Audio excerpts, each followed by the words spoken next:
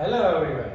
Today we are going to discuss about a new chapter of class 10 chemistry, that is carbon and its compound. ठीक है, तो आज हम क्या पढ़ने वाले हैं? आज हम पढ़ने वाले हैं क्लास 10 का एक नया chapter, that is carbon and its compound.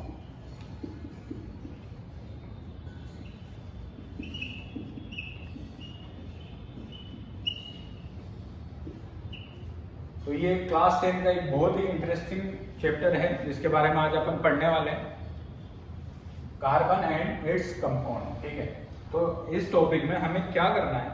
हमें सिर्फ एक काम करना है. बहुत बड़ा चैप्टर है लेकिन बहुत आसान चैप्टर है. आसान बनाने के लिए अपन को क्या करना है? इस चैप्टर में सिर्फ कार्बन से दोस्ती करनी है. किससे दोस्ती करनी है? सिर्फ कार्बन से दोस्ती करनी है. दोस्ती करने का मतलब कार्बन के बारे में जानना है, कार्बन का नेचर कैसा है, कार्बन के कंपाउंड कैसे फॉर्म होते हैं, कार्बन के कंपाउंड कैसे बनते हैं, वो अपन को देखना है. ठीक है, तो इसके बारे में अपन देखेंगे. तो सबसे पहले अपन बात करते हैं अपने आसपास. ठीक है, कार्बन अपन को कहाँ कहाँ मिलता है, कार्बन किस रूप में अपन को मिलता है, किस फॉर्म में अपन को मिलता है. ठीक है, तो सबसे पहले अपन देखते हैं, अपन खाना खाते हैं तो खाने में भी अपन को क्या मिलता है? कार्बन मिलता है. किस फॉर्म में मिलता है? कार्बोहाइड्रेट, प्रोटीन्स हो गया, फैट हो गया, इन सब में क्या होता है? इन कंपाउंड्स में, इन सब कंपाउंड में क्या होता है? कार्बन अपन को मिलता है. ठीक है, खाना खाने के बाद अपन बात करें, अपन बुक्स पढ़ते हैं तो वो भी क्या होता है? उनमें भी कंपाउंड की प्रेजेंस होती है. अपन पेंसिल यूज करते हैं तो उसमें भी ग्रेफाइट मिलता है, तो ग्रेफाइट भी कार्बन का रूप है. ठीक है, तो उसके बाद अपन बात करें ऑल द लिविंग थिंग्स की बात अगर अपन करें तो ह्यूमन बींग्स है, एनिमल्स है, प्लांट्स है, ये सब में किससे मिलकर बने होते हैं? कार्बन से मिलकर बने होते हैं. तो अपन एक पॉइंट लिखते हैं, ऑल लिविंग थिंग्स.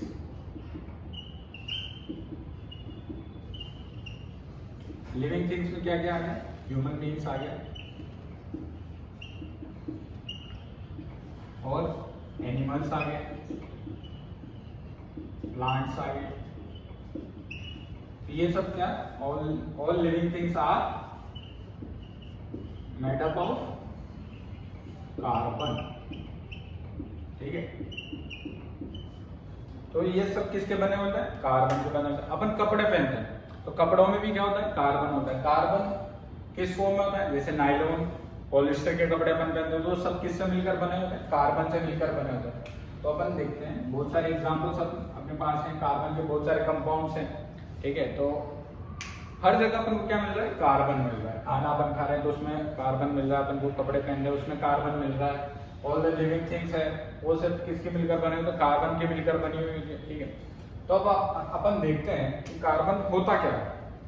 तो पीरियोडिक टेबल में 118 एलिमेंट्स हैं. कितने एलिमेंट्स हैं? 118 एलिमेंट्स हैं. ठीक है, तो 118 एलिमेंट्स में सिर्फ अपन एक कार्बन ही एक ऐसा एलिमेंट्स है जिसका पूरा अपन क्या पढ़ते हैं? चैप्टर पूरा पढ़ते हैं, उसके कंपाउंड्स पूरे कंपाउंड्स उसके पढ़ते हैं. ठीक है, तो अपन देखते हैं कार्बन का एलिमेंट कार्बन देखते हैं अपन. ठीक है, कार्बन होता है C6, कार्बन 6 एंड 12. तो 6 क्या होगा? इसका एटॉमिक नंबर क्या हो गया? एटॉमिक नंबर क्या हो गया? इसका 6 हो गया. इसका एटॉमिक मास कितना हुआ?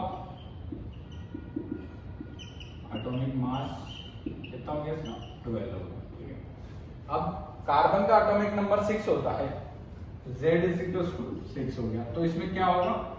प्रोटॉन्स कितने होंगे? प्रोटॉन्स भी इसमें कितने होंगे? 6 होंगे. इसमें न्यूट्रॉन्स कितने होंगे?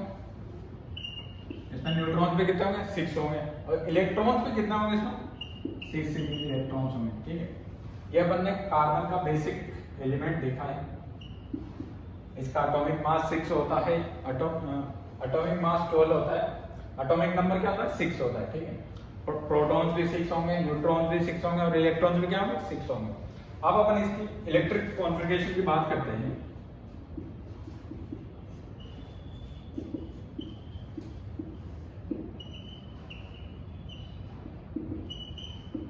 इलेक्ट्रिक कॉन्फ़िगरेशन की बात करें तो इसमें क्या है? 6 इलेक्ट्रॉन्स है. ठीक है, तो इसका इलेक्ट्रिक कॉन्फ़िगरेशन क्या होगा? 1s2 2s2 2p2. ठीक है, फर्स्ट शेल जो ये है तो क्या बोलते हैं? के शेल बोलते हैं. उसमें कितने इलेक्ट्रॉन है? 2 इलेक्ट्रॉन है। सेकंड जो शेल है उसको क्या बोलते हैं? एल बोलते हैं। इसमें कितने इलेक्ट्रॉन? 4 इलेक्ट्रॉन।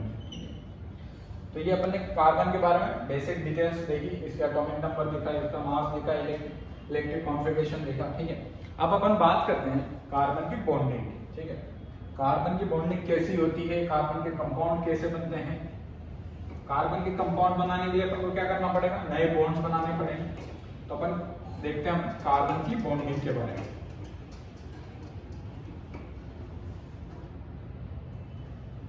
तो अपन लिखते हैं बॉन्डिंग इन कार्बन।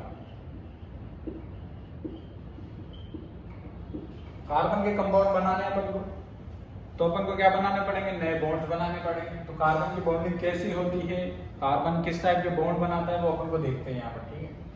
तो एक बॉन्ड होता है आयनिक बॉन्ड। अब एटम्स अपने पास होते हैं, एटम्स अपन ने देखे हैं, एलिमेंट्स के एटम्स होते हैं, ठीक है। अब एटम एलिमेंट जो है कंपाउंड फॉर्म करेगा, तो एटम्स क्या करेंगे? या तो इलेक्ट्रॉन्स, दो एटम्स अपन ने ले लिए, ठीक है। अब एक एटम दूसरे एटम से इलेक्ट्रॉन्स लेगा, या दूसरे इलेक्ट्रॉन पहले एटम से क्या लेगा? इलेक्ट्रॉन्स लेगा, ठीक है। तो उससे क्या होगा? उनके बीच बॉन्ड फॉर्मेशन होगा। तो एक बॉन्ड होता है आयनिक बॉन्ड, ठीक है। तो इसमें क्या होता है? इलेक्ट्रॉन्स को या तो लूज करते हैं या फिर गेन करते हैं। तो उससे क्या बनते हैं? आयन फॉर्म होते हैं, और उससे क्या होगा? आयनिक बॉन्ड का फॉर्मेशन होगा। अगर कार्बन के केस में अपन देखें, तो इन केस ऑफ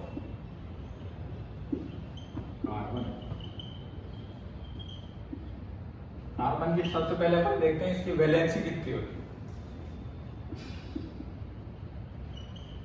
अब वैलेंसी क्या होती है ये अपन देखें। वैलेंसी क्या होती है? अगर एटम्स के पास आउटर मोस्ट शेल में 1, 2, 3 और 4 इलेक्ट्रॉन्स हैं, तो उसकी वैलेंसी क्या होगी? उसकी वैलेंसी क्या होगी? उसकी वैलेंसी वही होगी जो आउटर मोस्ट शेल में उसके पास इलेक्ट्रॉन्स हैं, ठीक है। वैलेंसी के दो केस हैं। अगर आउटर मोस्ट शेल में 1,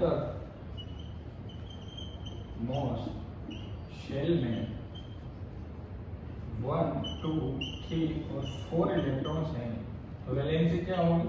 वही इलेक्ट्रॉन्स होंगे। अगर आउटर मोस्ट शेल में इलेक्ट्रॉन्स कितने हैं? आउटर मोस्ट शेल इलेक्ट्रॉन जो 5, 6, 7, उसकी वैलेंसी क्या होगी? 8 माइनस इलेक्ट्रॉन्स जो कहाँ है? आउटर मोस्ट शेल में, ठीक है। तो कार्बन की वैलेंसी कितनी होगी? कार्बन की वैलेंसी, कार्बन के पास इलेक्ट्रॉन्स कितने हैं? 4 इलेक्ट्रॉन्स है। अपन ने देखा कार्बन का इलेक्ट्रिक कॉन्फ़िगरेशन क्या होता है? 2 और 4, के शेल में 2 और एल शेल में 4। इसके आउटर मोस्ट शेल में कितने इलेक्ट्रॉन्स है? 4 इलेक्ट्रॉन्स है। कार्बन की वैलेंसी कितनी हुई? कार्बन की वैलेंसी होगी 4। तो कार्बन ने क्या सोचा? कार्बन का फर्स्ट शेल है, उसमें 2 इलेक्ट्रॉन्स हैं। सेकंड शेल में कितने हैं? 4 इलेक्ट्रॉन्स हैं। तो सब एलिमेंट्स क्या होना चाहते हैं? स्टेबल होना चाहते हैं। अब स्टेबल कैसे होते हैं? जब वो क्या करते हैं? नोबल गैस इलेक्ट्रिक कॉन्फ़िगरेशन को ले लेते हैं, या उसको क्या करते हैं? गेन कर लेते हैं। अब कार्बन भी चाहता है कि मैं भी स्टेबल हो जाऊं, तो कार्बन कैसे स्टेबल होगा? अब इसके पास जो आउटर मोस्ट शेल है उसमें 4 इलेक्ट्रॉन्स है, तो या तो ये 4 इलेक्ट्रॉन्स क्या कर दे दे, या 4 इलेक्ट्रॉन्स क्या कर दे? ले ले। तो अपन कार्बन के केस में देखते हैं। कार्बन के केस में अपन बात करते हैं, इन केस ऑफ कार्बन अगर 4 इलेक्ट्रॉन्स को क्या करेगा? 4 इलेक्ट्रॉन्स को लूज करेगा। तो लूज करने में क्या हो जाएगा? नेगेटिव इलेक्ट्रॉन्स को क्या करते हैं? लूज करते हैं, तो इसके पास क्या बचे? पॉजिटिव बचे। तो क्या बनाएगा? C4+। और 4 इलेक्ट्रॉन्स को अगर क्या करेगा? गेन करेगा, तो ये क्या बनाएगा? C4-, ठीक है। लेकिन ऐसा करना क्या है? पॉसिबल नहीं। एक इलेक्ट्रॉन्स लूज करने के लिए अपन को बहुत सारी एनर्जी की जरूरत पड़ती है, तो 4 इलेक्ट्रॉन्स को लूज करने के लिए बहुत ही ज्यादा एनर्जी की अपन को क्या पड़ेगी? जरूरत पड़ेगी। तो ये क्या होगा? ये इम्पॉसिबल है। ये क्या हो गया? इम्पॉसिबल हो गया, ठीक है। और 4 इलेक्ट्रॉन गेन कर ले फिर, तो ये भी क्या हो गया? ये केस भी क्या हो गया? ये भी इम्पॉसिबल हो गया। ये इम्पॉसिबल क्यों हो गया? कार्बन के पास कितने प्रोटॉन्स हैं? 6 प्रोटॉन्स हैं। कितने प्रोटॉन है? 6 प्रोटॉन्स। और जब 6 प्रोटॉन के साथ 4 इलेक्ट्रॉन्स और आ जाएंगे, तो 6 इलेक्ट्रॉन्स पहले से है, 4 और आ जाएंगे तो कितने हो जाएंगे? 10 इलेक्ट्रॉन्स हो जाएंगे। तो 6 प्रोटॉन के साथ 10 इलेक्ट्रॉन्स को होल्ड करना क्या हो जाएगा? बहुत ही ज्यादा मुश्किल हो जाएगा। इसलिए कार्बन न तो 4 इलेक्ट्रॉन्स ले पाता है और न 4 इलेक्ट्रॉन्स दे पाता है। तो ये क्या होगा? कार्बन के केस में न C4 प्लस बनाता है न C4 माइनस बनाता है। तो अब कार्बन ने क्या सोचा कि अब मैं स्टेबल कैसे हूं? अब कार्बन भी चाहता है स्टेबल होना, लेकिन दोनों केस उसके पास क्या हो गए? फेल हो गए।